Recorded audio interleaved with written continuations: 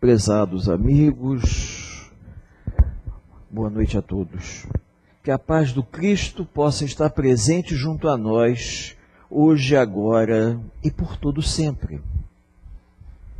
A prece da Selma, uma verdadeira página inicial para a nossa reflexão. Não há dúvida que o planeta precisa das nossas vibrações positivas. Estamos passando por uma fase tão complicada que nunca será de menos ou nunca será de mais pedir para vibrarmos em favor do planeta Terra, principalmente pelos acontecimentos que ocorreram essa semana na Europa. A passagem de hoje, uma passagem antiga, muitos serão chamados, mas poucos serão os escolhidos. Essa passagem pode ser trazida aos dias de hoje para uma reflexão nossa, diante das nossas vidas. Quando nós começamos na casa espírita, que hoje ainda nos abriga, nos acolhe há tanto tempo, havíamos, na época, um grupo de jovens, éramos mais novos, né? Todos do grupo eram mais novos, alguns eram jovens, e nós tivemos a oportunidade de, ao longo dos anos, aprendermos na convivência, ouvirmos palestra, participarmos de grupos de estudo. E com o passar do tempo, nós fomos tomando um conhecimento da doutrina de uma maneira assistemática, porque na época, nos anos 70, não existia o que nós chamamos hoje de égide, estudo sistematizado da doutrina espírita. Isso não existia. Hoje facilita muito o estudo das pessoas, mas na época não existia e nós estudávamos de acordo com o centro de interesse. Se a pessoa tinha interesse em estudar sobre reencarnação, a pessoa se dedicava a estudar reencarnação. Se fosse obsessão, estudava obsessão e assim ia. E com o passar do tempo nós fomos conhecendo, fomos aprendendo, fomos nos enfronhando. E uma das coisas mais importantes que nós notamos ao longo desses anos é que com o passar do tempo nós fomos nos conhecendo um pouco melhor. Nós começamos a nos conhecermos melhor de maneira a entendermos quem de fato nós éramos, quem de fato nós somos. E isso foi um elemento facilitador, porque em determinados momentos eu comecei a perceber até que ponto eu estava interessado em participar, até que ponto eu estava interessado em apenas escutar a palestra.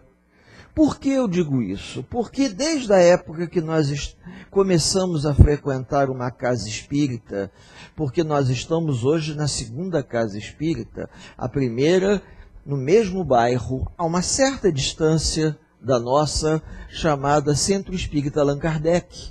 Lá nós entramos na época da Mocidade Espírita e depois de 2 anos nós passamos para essa outra casa que estamos até hoje, é o Centro Espírita Consolador, Consolador Comunidade Espírita Cristã. E nós conhecemos muita gente. Alguns já desencarnaram, outros continuam encarnados, mas fazem parte da assistência. E com isso, no decorrer do tempo, nós começamos a perceber que algumas pessoas tiveram a oportunidade, que nós também tivemos, de ter acesso ao conhecimento da doutrina espírita. E essa oportunidade, ela é uma oportunidade única ao longo da nossa vida. Independe de sermos jovens ou não, de sermos pessoas maduras ou não. A oportunidade que a doutrina espírita nos oferece é a oportunidade do esclarecimento, é a oportunidade da consolação e a oportunidade da libertação. Oportunidades essas que cada pessoa vai aproveitar no momento diferente da sua vida. Enquanto uns simplesmente frequentam as reuniões, outros se enfronham, querem ser médiuns, querem aprender da passe, vão para a escola de médiuns, querem estudar, desejam se tornar evangelizadores para poder participar um pouco mais. Outros já querem estudar um pouco mais para fazer parte da mocidade espírita como um dinamizador. Hoje nós já temos, feito pela Federação Espírita Brasileira, pela antiga USERJ, né? Que era a União Espírita do Rio de Janeiro. Hoje nós temos um outro nome, aonde congregam as casas espíritas e eles promovem estudos para dinamizar determinados conteúdos, ajudando as pessoas a serem divulgadores da Boa Nova, serem divulgadores, multiplicadores de determinados assuntos. E isso é uma coisa extremamente interessante, porque alavanca a oportunidade nossa de poder ajudar, de poder nos modificarmos. Mas ao longo da vida, ao longo dessa encarnação, apesar de toda a participação na doutrina, eu sempre me perguntava a respeito dessa passagem. O que o Cristo quis dizer? Com muitos serão chamados, mas poucos serão os escolhidos. E, na verdade, no decorrer da própria convivência com a casa espírita, nós observamos quantas oportunidades a casa espírita ofereceu a tantos companheiros que passaram por ali. Companheiros que ajudaram, colaboraram, participaram, tomaram a frente de determinadas funções, desencarnaram. Hoje nós sabemos que se encontram na espiritualidade ajudando a casa espírita, são os trabalhadores dos bastidores da vida, fazem parte da equipe dos desencarnados que atua na casa para ajudar aos necessitados, tanto encarnados como desencarnados. E nesse tempo todo, ao longo desses anos, nós terminamos a nossa faculdade, nós começamos a trabalhar, começamos a nos dedicar ao nosso trabalho que não é uma tarefa muito simples, ser professor de escola pública num momento em que nós estamos vivendo com tantas situações inesperadas que acontecem. Conciliar tudo isso sempre foi uma tarefa muito difícil, porque o horário do professor de ensino fundamental do segundo ciclo, ele é um horário um pouco diferente. Então, às vezes eu trabalho segundas e quartas e quintas, não trabalho terças e sextas, mas nem sempre é possível você conciliar o seu dia de folga com as tarefas da casa espírita. E com isso, às vezes, a gente tem que ir driblando. Não, deixa para o ano que vem, porque esse ano não dá, eu ainda estou trabalhando. E com isso, a gente vem convivendo ao longo desses anos, tentando fazer o que está ao nosso alcance, mas tendo a consciência que um dia nós vamos nos aposentar, assim esperamos, né? Não desencarnar antes, poder aposentar e poder realmente se dedicar a uma das tarefas que sempre achamos importantes, mas não tínhamos tempo. Era um corre-corre danado, um vai e vem medonho. As pessoas aqui não vivem o estresse que nós temos no Rio de Janeiro. A gente estava vindo na barca e estávamos conversando que ontem na zona sul do Rio o trânsito parou. Uma distância de mais ou menos 2 quilômetros, a pessoa gastava mais de 1 hora dentro de um ônibus. Vejam, 2 quilômetros. Você gastar mais de 1 hora dentro de um ônibus para percorrer 2 quilômetros, o engarrafamento era intenso. A gente poderia dizer até que um estacionamento a céu aberto, porque o trânsito andava. Eu desci e fui andando a pé, foi mais rápido, para poder chegar a uma outra casa espírita, a própria Allan Kardec, que eu comentei aqui. Não foi Allan Kardec, não, foi Lar de Teresa. uma outra casa espírita que nós tivemos a oportunidade de estar junto a eles ontem, fazendo o estudo das 8 horas da noite. Mas se eu não descesse do ônibus, corria o risco de chegar atrasado e uma distância de 1 quilômetro mais ou menos, porque o trânsito não andava. Então, esse tumulto da cidade grande faz com que a gente, às vezes, repense determinados valores. Aí chega um determinado momento que nós teremos que fazer uma escolha. E a gente vai ter que saber o que nós vamos priorizar nesse momento da nossa vida. Da mesma forma que os trabalhadores do mundo invisível que nos cercam, em determinados momentos, eles vão priorizar aquilo que nós estamos nos dispondo. Existem aqueles companheiros que desejam de coração ajudar ao trabalho da casa espírita, mas não têm vocação, não têm aptidão, têm boa vontade, mas nem sempre eles têm o dom da palavra, o desprendimento. São pessoas inibidas, envergonhadas, não conseguem falar em público, e são companheiros que são excelentes trabalhadores nos bastidores da casa espírita, ajudando na administração. A espiritualidade observa a intenção de cada um de nós e sabe perfeitamente que, apesar das nossas dificuldades, dos nossos arrastamentos, dos nossos defeitos, nós temos um sentimento sincero de querer ajudar. E quando eles percebem esse sentimento sincero, eles nos convidam durante a noite, quando nós estamos aparentemente dormindo, mas na verdade nos desdobramos e vamos ao plano espiritual em desdobramento. Somos convocados em reuniões, onde os benfeitores responsáveis por essa casa nos perguntam diretamente: você deseja realmente ajudar, trabalhar, participar?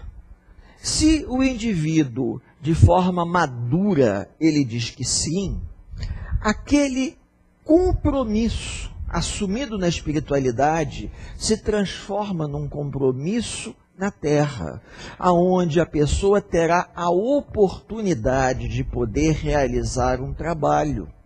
Nem sempre nós estamos em condições de fazer aquilo que nós gostaríamos, principalmente quando somos casados, temos filhos pequenos, temos compromissos de trabalho, principalmente trabalho longe de casa.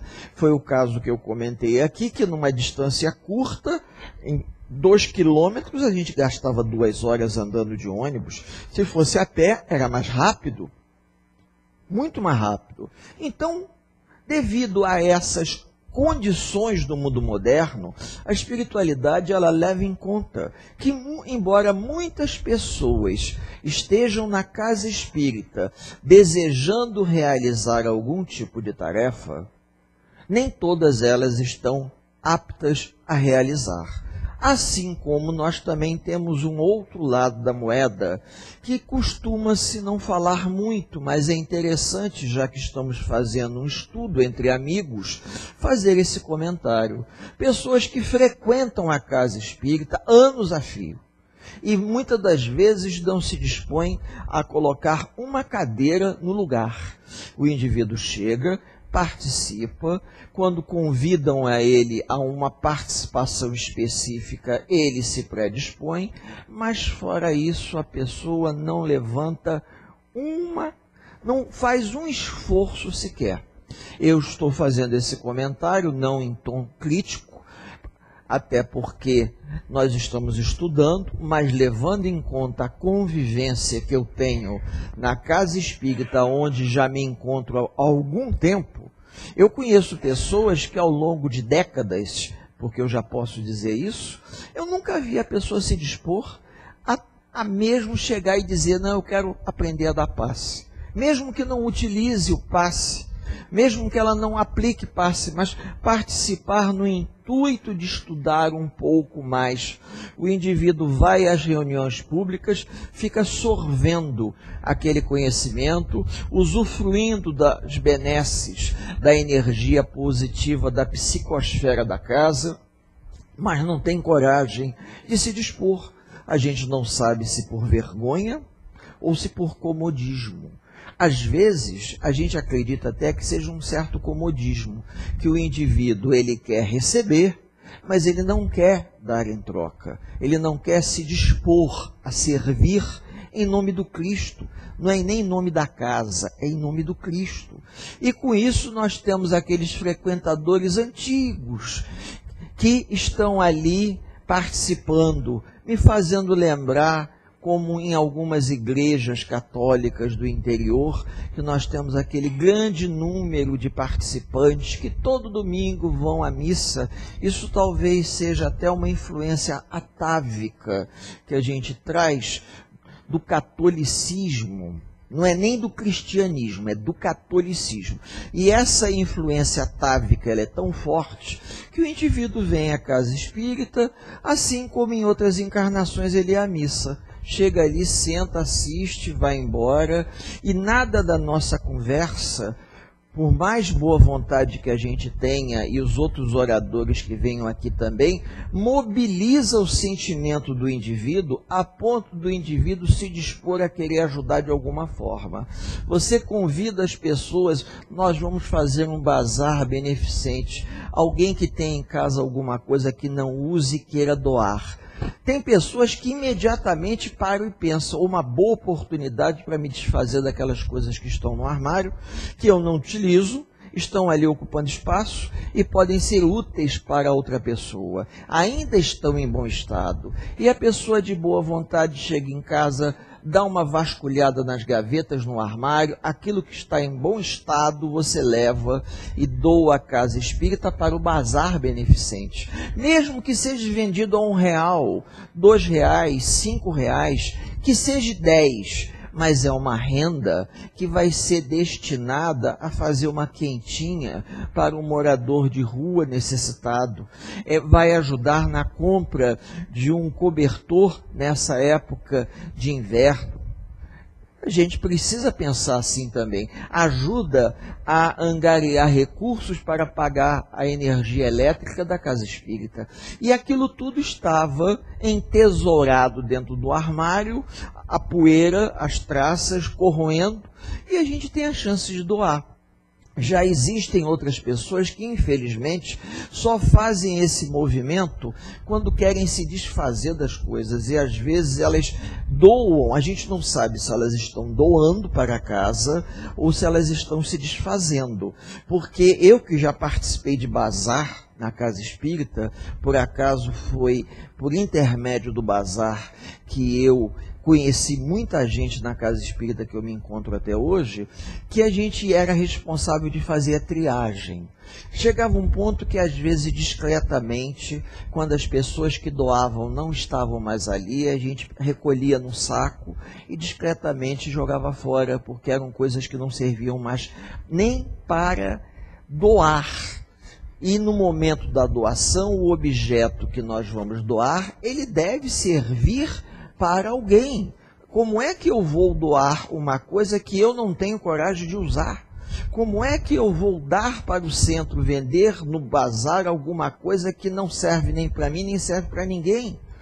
Então, esse movimento de desprendimento, ele vai retemperando as nossas emoções. E quando eu digo retemperando, vai modificando a nossa maneira de enxergar, de tal forma que em algumas pessoas elas fazem e descobrem que sempre fizeram muito pouco. Elas precisam fazer mais um pouco, por alguma razão que elas não sabem explicar. Elas sempre colaboraram e elas se sentem na obrigação de ajudar um pouco mais, porque até agora ela fez numa boa, mas ela podia ter feito mais.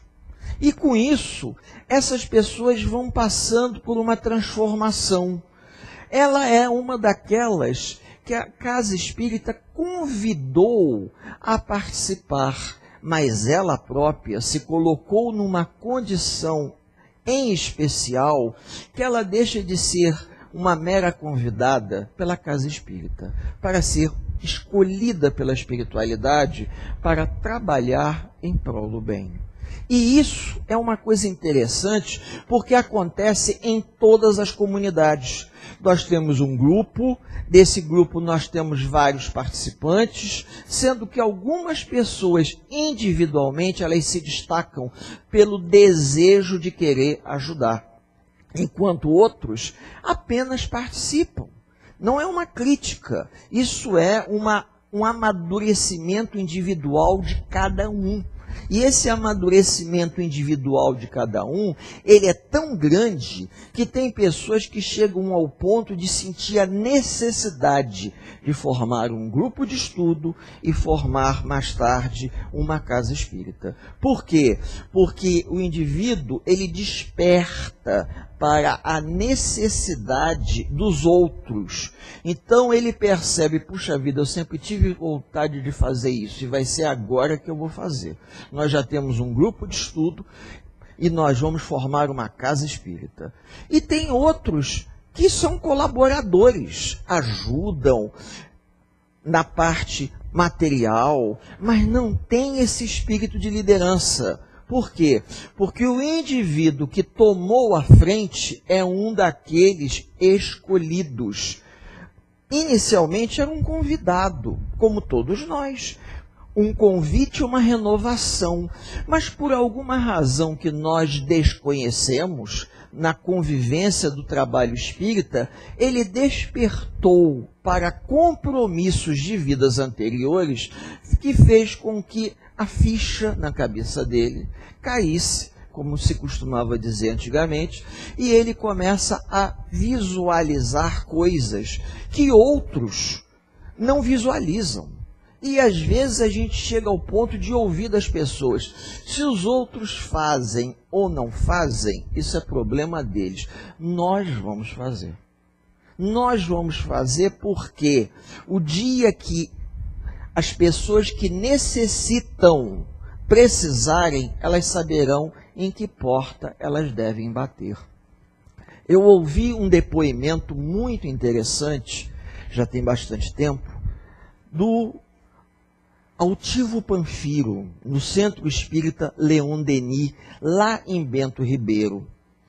Nós tínhamos o hábito de ir com mais frequência, na época que o trânsito não era tão tumultuado quanto é hoje, e uma vez, após a reunião, naquela fila de atendimento em que o doutor Altivo recebia o espírito do Dr. Herman, não sei se alguém aqui chegou a ter oportunidade de conhecer, e conversando com o Altivo no final, porque quando a gente ia para lá, ia sem hora, né? Podíamos nos dar esse luxo porque não havia a violência que temos hoje. Então a gente ia sem hora para voltar. A gente saía de casa às 5 horas da tarde para chegar 1 hora da manhã. Então nós chegávamos lá, ficávamos conversando com ele e um dia eu perguntei ao Altivo, Altivo, me diz uma coisa, você vai me matar uma curiosidade. Enquanto a palestra é realizada, você desce, vai para aquela salinha e você psicografa uma quantidade imensa de receitas para as pessoas que colocam o nome aqui. A quantidade era tão grande que eles tiveram que colocar caixinhas com A, B, C, D por letra para poder distribuir, senão as pessoas não conseguiam. Se tivesse um maço e fosse folhear, não saía dali tão cedo. Então haviam aquelas caixinhas com as letras e de acordo com o nome da pessoa, a receita era colocada na caixinha. Aí eu perguntei ele assim, é muita mensagem, é muita receita, você fica 1 hora aqui, você deve psicografar mais de 100. Ele falou assim, provavelmente. E por que faz isso? Ele falou assim, olha, eu já me perguntei também por que nós fazemos isso. E eu perguntei ao Dr. Herman, por que ele me leva a fazer isso? Se nem todo mundo usa. As pessoas, algumas, pegam a receita, leem o conselho, guardam ou mandam fazer a homeopatia, e outros dobram, põem na bolsa e vai embora, nem se dão conta. E eu perguntei a ele, e ele me respondeu o seguinte: para que aquela pessoa que recebeu a receita, e mesmo não tendo-a usado, e um dia vindo a precisar, ela sabe que aqui nós estaremos à disposição para poder ajudá-la. E eu achei interessante, porque eu nunca havia pensado por esse ponto de vista. E nós, quando nos dispomos a sermos gentis, delicados, tendo boa vontade para com o semelhante, nós estamos nos colocando numa condição de tal forma que, se um dia alguém vier a precisar, nós estaremos sempre à disposição para ajudar. E eu nunca imaginei que essa atitude poderia ser um elemento diferencial para um processo da espiritualidade vir a nos escolher para realizar algum tipo de tarefa. Porque inicialmente eu me achava, como a maior parte das pessoas na casa espírita, como mais um convidado à oportunidade de ouvir a palavra do Mestre, o Evangelho, tomar um passe, tomar uma água fluidificada, trazer a garrafinha, como ela disse, para colocar ali, para fluidificar e beber a água fluidificada durante a semana. Quem sabe participar de um grupo de estudo, aonde eu vou aprender alguma coisa nova que eu não sei. Eu nunca me imaginei em situação inversa, aonde eu estivesse sendo convidado para fazer um estudo, tendo a oportunidade de poder colaborar, até por vergonha. Às vezes nós sentimos vergonha, a gente se sente envergonhado, mas devido à profissão, devido ao fato de sermos professores de escola pública, a vergonha teve que ser resolvida, né? Porque ou eu tomava coragem e encarava as crianças, ou elas botavam fogo na sala de aula. Então, não tinha segunda opção. Eu tive que tomar a frente, aprender a falar em público, estudar para na hora que fosse dar aula não ter que ficar olhando no livro, porque se a gente dava as costas, eles aprontavam. Então, a gente tinha que estar de frente para todo mundo, conversando, explicando e falando o tempo só. Isso foi uma coisa extremamente útil. E hoje eu começo a entender o verdadeiro sentido da diferença entre o convite que a espiritualidade nos faz. Por quê? Porque nós desejamos fazer algo a mais. Nós desejamos sair daquela posição comum para fazermos algo por alguém em algum lugar. Nem que seja uma mensagem esclarecedora e consoladora, de maneira a dar oportunidade para que as pessoas parem para pensar. Nós fazemos pouco. Não importa que façam pouco, façam sempre. Porque se vocês fizerem um pouquinho, mas fizerem sempre, vocês estarão sempre fazendo. Porque existem aqueles que desistem logo na primeira tentativa. Quem já teve chance de ir a São Paulo e conheceu São Paulo à noite, a famosa noite paulista, mas não a noite paulista dos restaurantes chiques, a noite paulista debaixo dos viadutos, aonde aquelas combis chegam de casas espíritas, de instituições religiosas evangélicas e outras, até de igrejas católicas também, aonde eles fazem distribuição de sopa. E junta aquela população de rua, que em São Paulo beira 35 mil habitantes, de população de rua, que não é mendigo. Antigamente a gente via as pessoas na rua e dizia, isso tudo é mendigo. Hoje não, são pessoas que moram na rua. E eles dão a sopa diariamente para essas pessoas, para que essas pessoas possam ter uma ajuda para sobreviver. Por que isso é importante? Nós não sabemos a programação espiritual. Nós estamos aqui. Bem ou mal, temos um emprego, temos uma condição de vida. Mas existem aqueles companheiros desencarnados que, pela necessidade de reencarnar, vieram de qualquer maneira. E aqueles que nasceram na rua. Nós já estamos aí com 2 ou 3 gerações de pessoas que vivem na rua, nascem na rua e continuam. A necessidade da reencarnação ela é tão grande que aquela interpretação antiga de que essas pessoas que vivem na rua são pessoas à toa, é uma interpretação errada.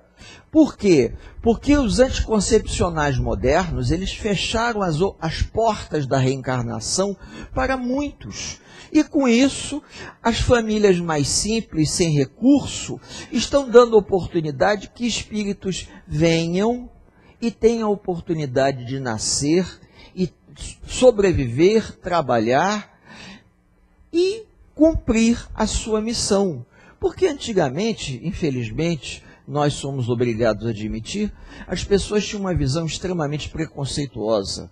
Se o indivíduo era de uma família muito simples, a gente sempre achava que aqueles filhos reproduziriam o modelo do pai. Mas isso não é verdade. No prédio em que eu moro, o porteiro vindo do Ceará para cá, trabalhou na obra da construção do prédio e veio para cá, isso no início dos anos 80, ele veio, depois trouxe a mulher e já tinha um filho e depois teve mais 2 filhos. Sendo que o mais novo, o mais baixinho, aquele ali tem um biotipo mesmo de cearense, né? Cada filho seguiu um caminho. E o menor resolveu ser padre. E eu sabia da história, mas não acompanhei muito bem a história do garoto. Quando ele se ordenou padre, eu tive a oportunidade de ir na igreja para ver ele se ordenar, teve uma festa, eu brinquei com ele, falei, olha, eu sempre soube que padre come muito, hein? Eu quero ver se é verdade isso. E a gente brincou, tal, passou. Uma coisa de 15 dias atrás, eu perguntei pelo garoto, o pai me disse, está em Roma, ele trabalha diretamente com o Papa Francisco.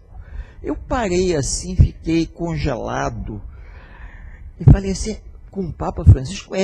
Entra no site, ele me deu o site que o garoto tem do Facebook, eu fui lá, a foto do Papa Francisco e os assessores, entre os assessores do Papa Francisco, quem está?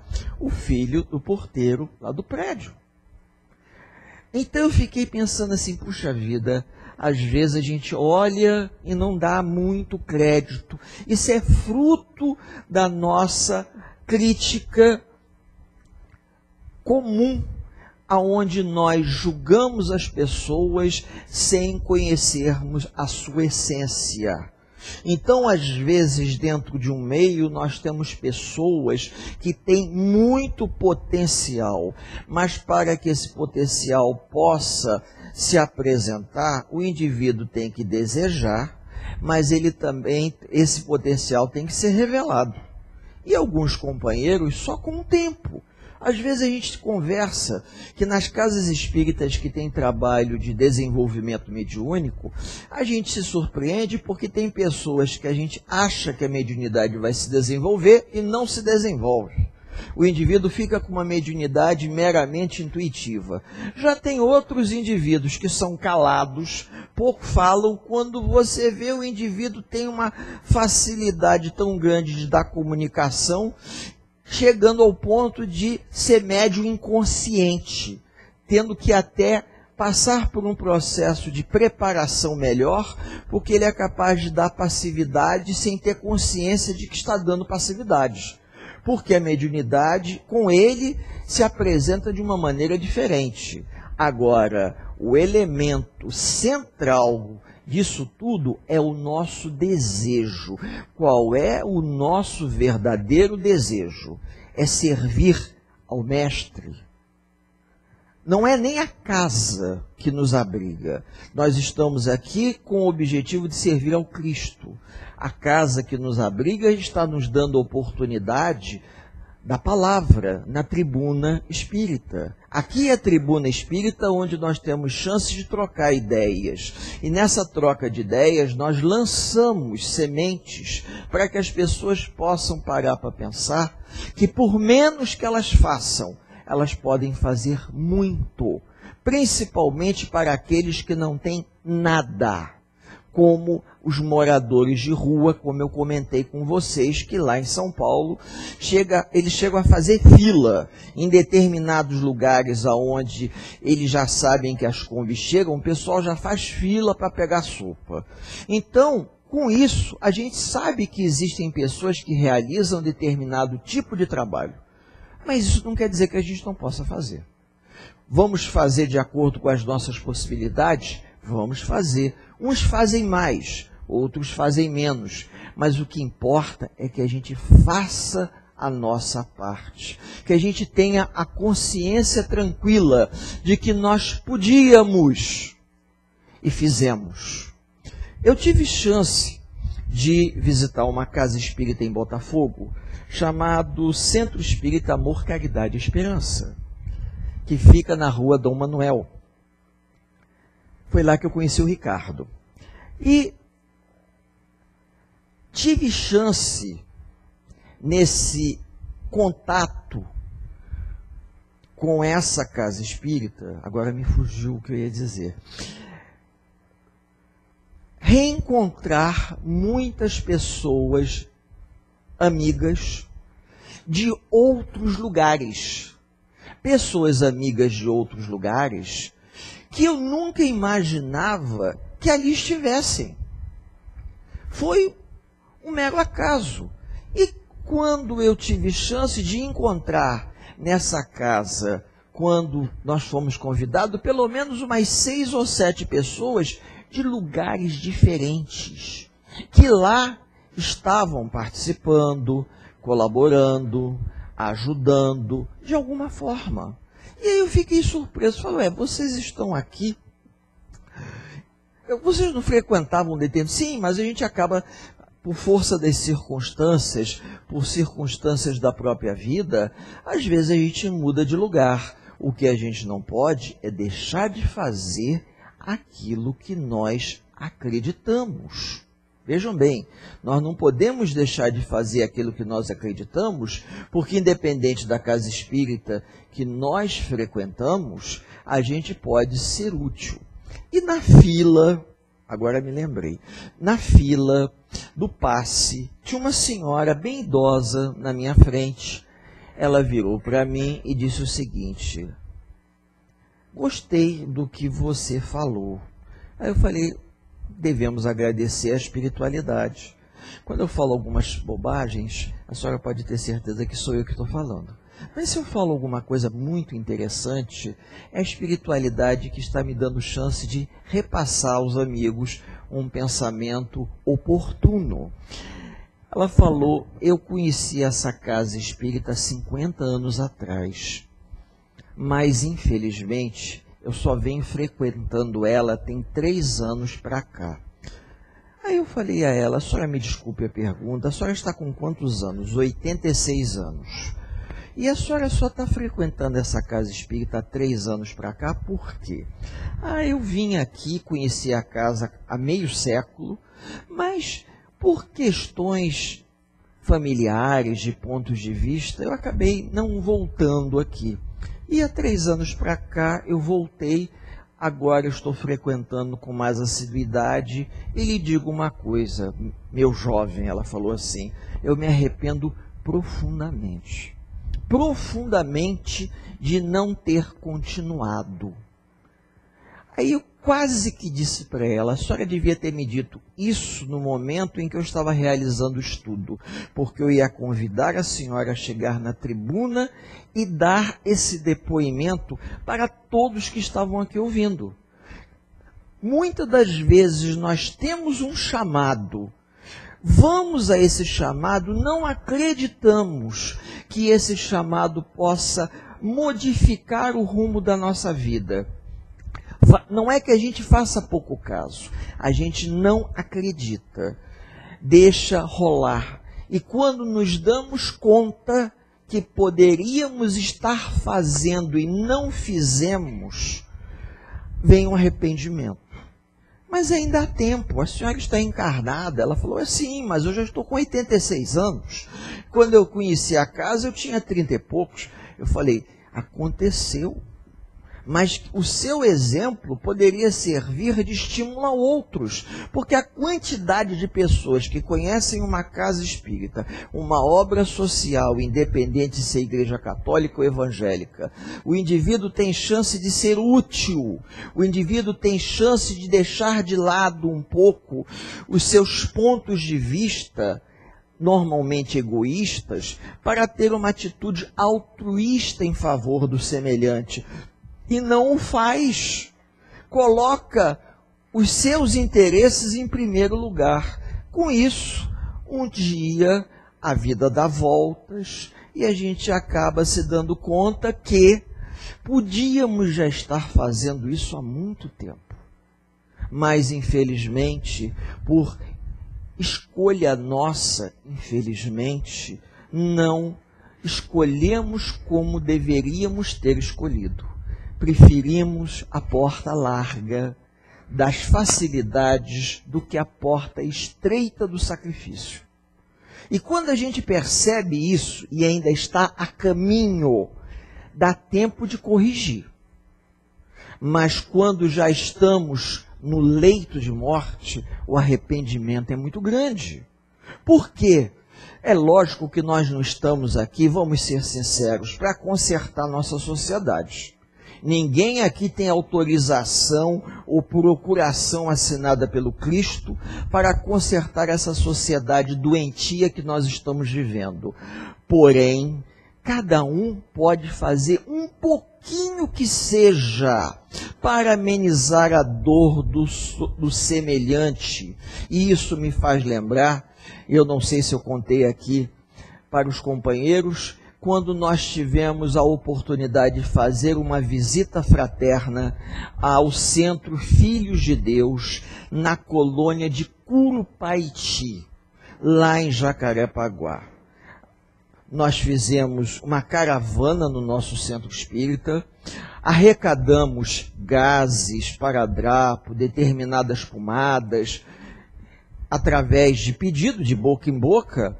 Na época, seu Amazonas Hércules, quem teve chance de conhecê-lo, era o presidente da Casa Espírita. Seu Amazonas mandava uma relação de coisas, caso a gente pudesse ajudar, e a gente saía pedindo. Na época não tinha nem computador, se tivesse computador acho até que conseguia mais. E a gente tinha que pedir de boca em boca. Fulano, olha só, nós estamos vendo isso, e a gente ia pedindo e arrecadamos. E curioso, que quando nós íamos nessa caravana a Curupaiti, assim como também fomos numa caravana para conhecer lá em Bangu a Associação Cristã Vicente Moretti. Muito interessante, aonde o Aurino, que eu tive chance de conhecer, ele tinha uma associação para tratar crianças, meninos excepcionais. Então haviam berços assim enormes, com verdadeiros homens em condição fetal, que estavam ali por problemas neurológicos, cresceram e não tinham outra condição, era um bebezão, né? Então quando a gente visitava esses lugares, a gente tinha uma sensação de que nós somos felizes e não sabíamos que somos.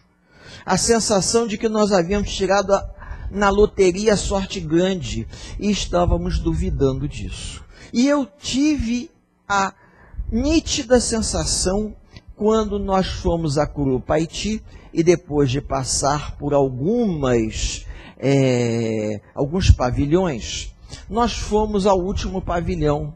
E naquele momento de conversa com um, conversa com o outro, eu distraidamente me esqueci que nós estávamos em Curupaiti.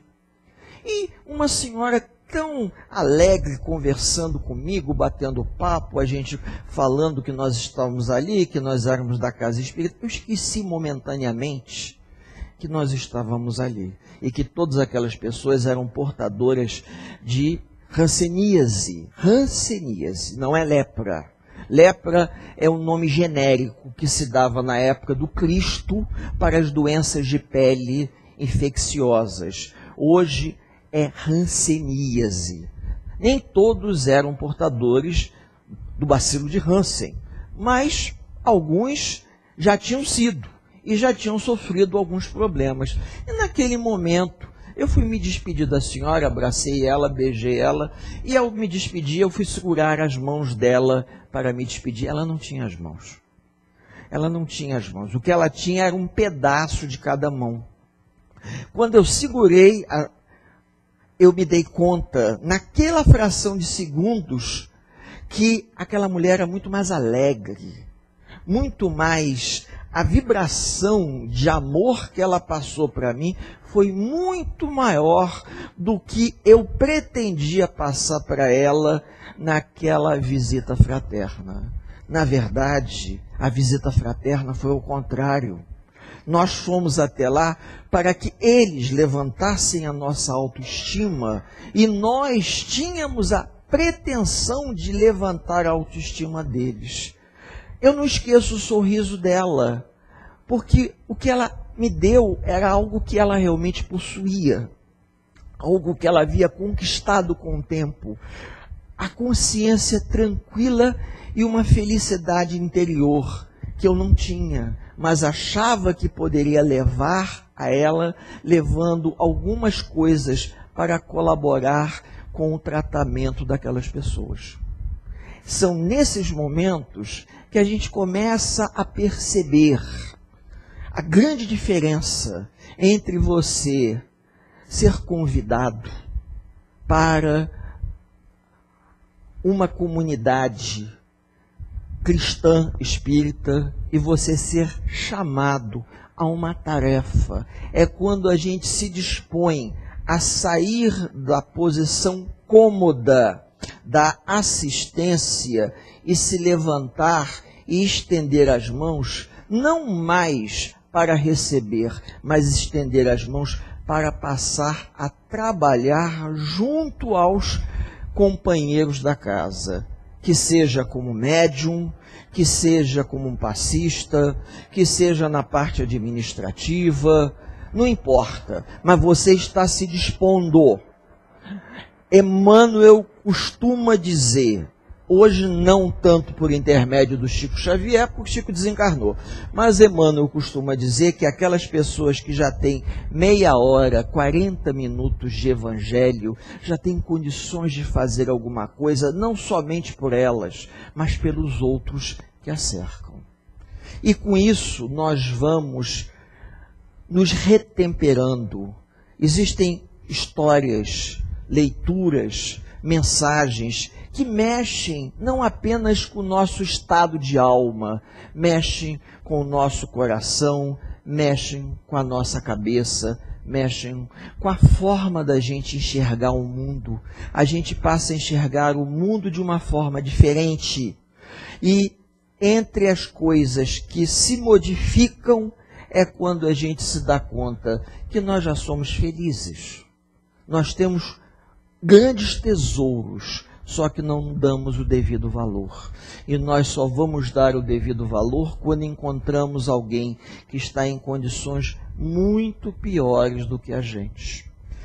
Para que a gente possa finalizar, isso me faz lembrar uma história contada pelos espíritos, creio eu, contada pelos espíritos, ou contada por alguém que colocou como autor desconhecido, de um homem que vivia num lugar muito pobre, e esse homem só tinha para se alimentar a sua plantação de batata. Então ele era um agricultor muito pobre, morava num terreno íngreme, a sua casa era tipo uma pinguela, ele morava num local muito inclinado. E ele pegava, descascava as batatas, jogava as cascas pela janela, o que sobrava ele jogava pela janela. e ele, um dia, reclamando de que ele só tinha aquilo para comer, a vida era uma vida muito difícil, ele descendo para a parte de baixo da sua casa, ele descobre que no intervalo do terreno, que era um terreno inclinado, havia um homem, um mendigo, vivendo embaixo da casa dele. E ele falou assim: o que você está fazendo aí? Eu vivo aqui. Você vive aqui? Aqui é um lugar tão pobre, aqui não tem nada.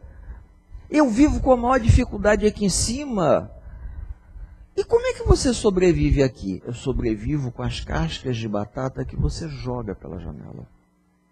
Às vezes a gente acha que o que nós temos é pouco, mas tem pessoas que com muito menos do que nós possuímos conseguem sobreviver.